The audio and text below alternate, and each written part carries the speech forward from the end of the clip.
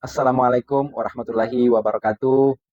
Dalam momen pelantikan Presiden Prabowo, Anies Baswedan hadir di tengah-tengah mereka dan disoraki, sementara yang memalukan adalah Gibran bersama adiknya yang diteriaki "Hu" di forum sebesar itu, dan ini pertama kali dalam sejarah. Kita lihat berikut.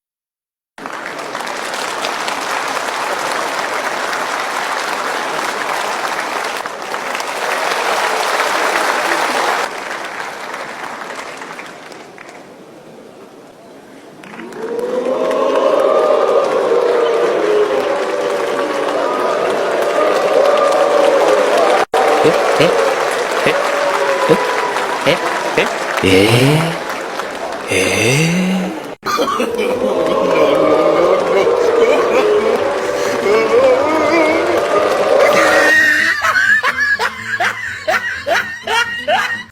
Bangga sekali, berjiwa besar.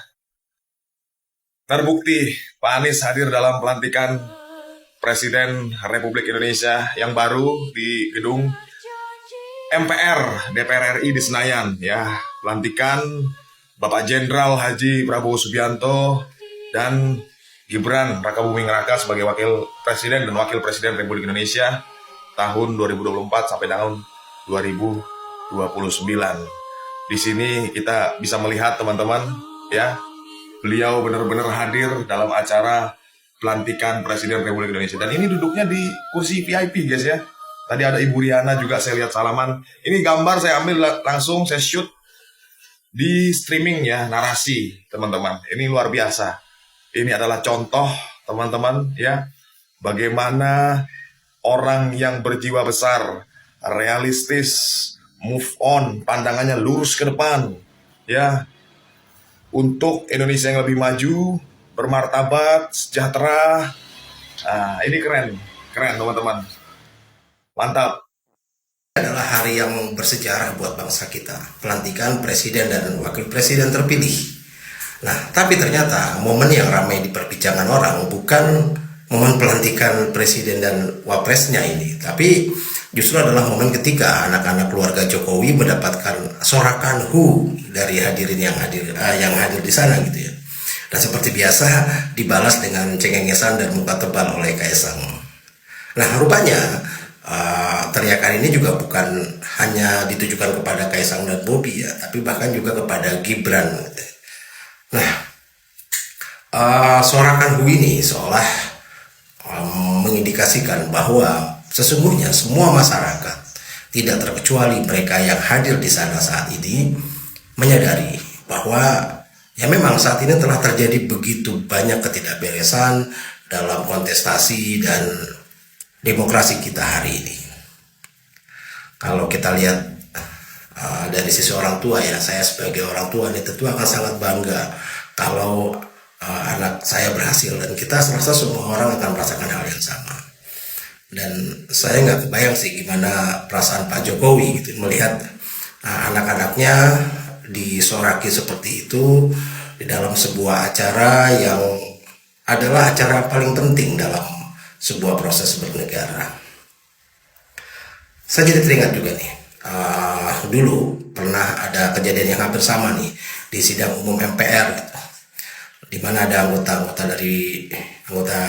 MPR gitu yang berteriak "Hu" seperti itu kepada B.J. Habibie, dan ini terulang hari ini.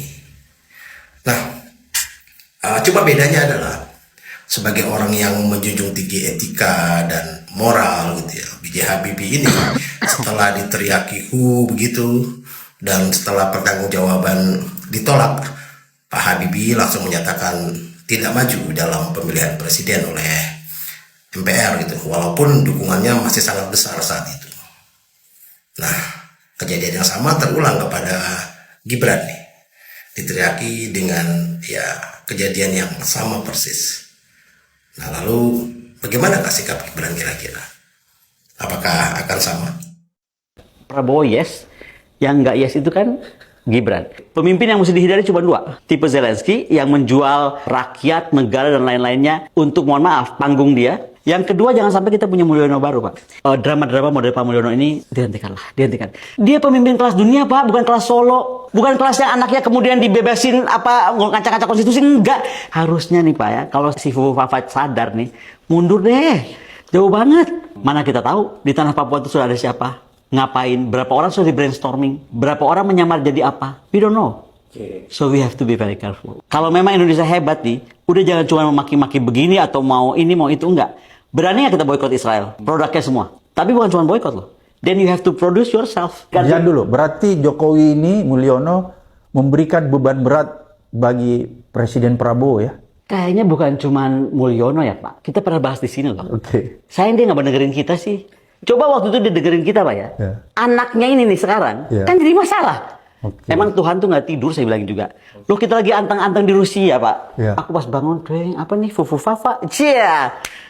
Saya tuh heran setengah mati. Kok ada ya bisa nasib orang Oke. yang merasa dia sudah di jalan tol, super highway nih. Ya. Udah terbang, udah nggak jalan di daratan lagi. Tiba-tiba terpental dan akan terpental. Kalau saya, Pak, dengar wawancara Bapak dengan Rosulyo, saya juga dengar Rosulyo di beberapa podcast lain.